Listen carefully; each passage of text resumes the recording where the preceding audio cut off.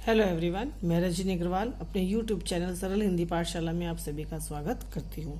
आज आपके सामने उपस्थित हूँ अपनी नई प्रस्तुति लेकर, जो कि है आचार्य हजारी प्रसाद द्विवेदी द्वारा रचित शिरीष के फूल। जैसा कि नाम से ही विदित है, शिरीष के फूल।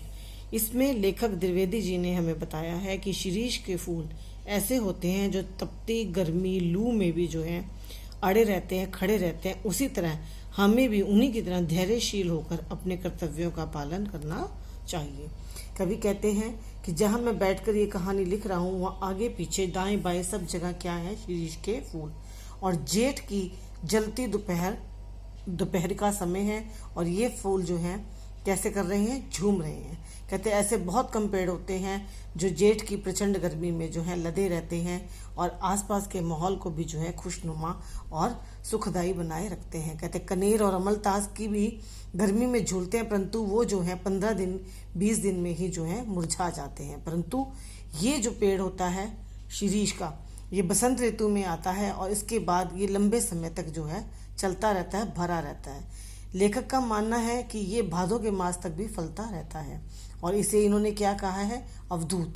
अवधूत कौन होते हैं? जो अनासक्त, फक्कड़, घुमक्कड़ होकर जो है किसी भी चीज की परवाह किए बगैर अपना जो है कर्तव्य निभाते हुए चले जाते हैं।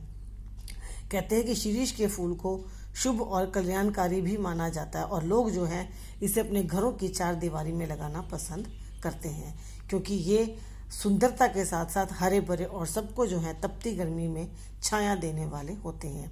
और कहते शिरीष की डालियां इतनी कमजोर होती हैं कि इस पे कोई भी पक्षी जो है उसका भार नहीं सहन कर सकती, परंतु ये जो है इतनी भी नाजुक नहीं होती हैं कि भंवरे जो हैं इसके भंवरों का दबाव भी ये सहन ना कर सकें। कहने का आशय ये है कि ये इनका फूल जो है वो तो नरम होता है, लेकिन फल जो है वो कितना होता है, सख्त होता है। और उसके बावजूद ये सभी को जो है तपती गर्मी में अपनी छाया से जो है ठंडक प्रदान करते हैं।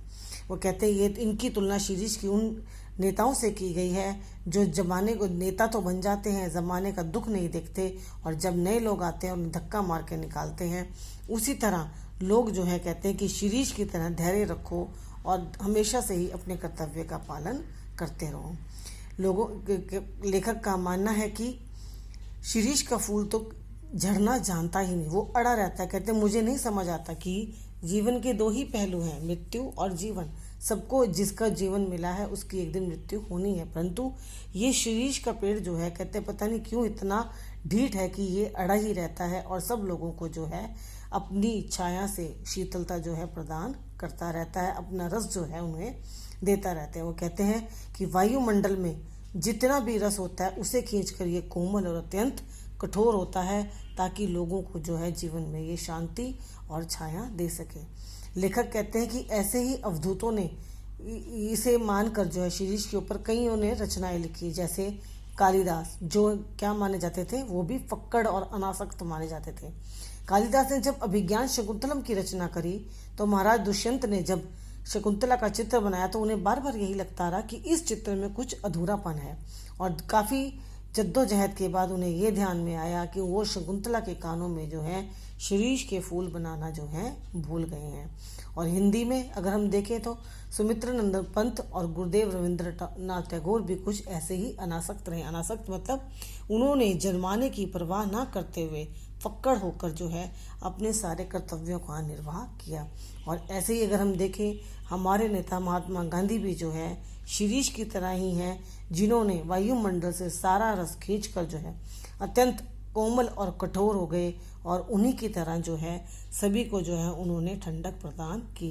परंतु लेखक ये कहते हैं कि मैं जानना चाहता हूँ कि देखता हूँ कि शिरीष को देखता हूँ कि सुनाई देती है आवाज़ कि आज वे अवधूत कहाँ है, और मैं जब नज़र दौड़ाता हूँ तो मुझे लगता है कि वो अवधूत कहीं भी नहीं है। तो बच्चों, ये था आपका पाठ आचार्य हजारी प्रसाद द्विवेदी द्वारा रचित शिरीष के फूल। आशा करती हूँ आपको समझ आया होगा। अगर समझ आया तो मेरा चैनल लाइक करें, शेयर करें और सब्सक्राइब करें। धन्यवाद।